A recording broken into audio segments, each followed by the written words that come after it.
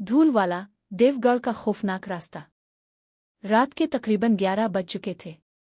शहर के पुराने बाजार की लाइटें आधी बज चुकी थीं और हवा में धूल और ठंडक का एक अजीब सा मुरक्कब घुला हुआ था। इसी बाजार के कोने पर एक पुराना रिक्शा स्टैंड था जहां रात के वक्त सिर्फ चंद रिक्शे वाले ही नजर आते थे।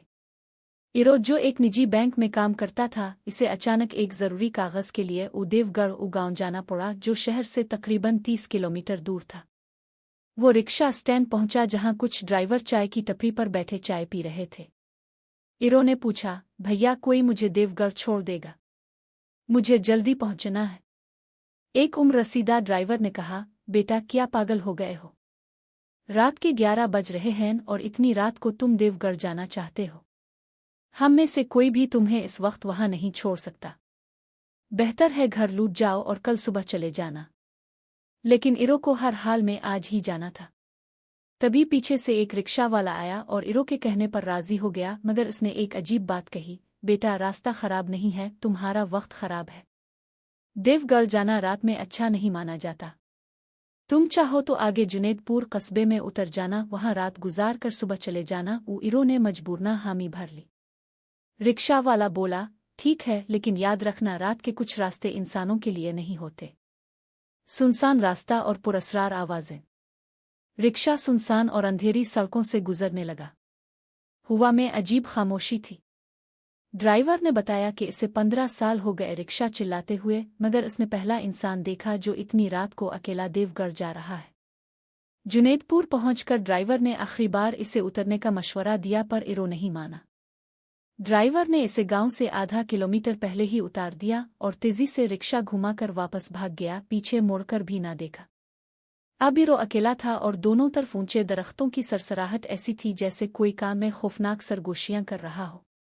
रास्ते में इसे एक टूटी हुई चाय की दुकान मिली जहां एक लंबा दुबला पतला आदमी कंधे पर फटा कंबल ओढ़े खड़ा था।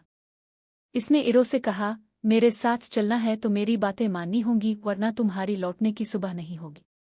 खबरदार, भूल कर भी पीछे मोड़कर मत देखना। कुछ दूर जाने के बाद पीछे से एक बच्ची के रोने की आवाज आई। इरो रुकने लगा तो इस शख्स ने डांटा, खामोश रहो, ये किसी इंसान की आवाज नहीं, ये वो चीजें हैं जो रात में नया शिकार ढूंढती है। अचानक इरो को लगा जैसे किसी ने इसके पीर पकड़ लिए हों, वो आगे नहीं बढ़ पा रहा था। इस शख्स ने इरो का हाथ पकड़कर अपनी तरफ खींचा और कहा, अगर मैं तुम्हारा हाथ न खींचता तो तुम हमेशा के लिए इस अंधेरे में खो जाते।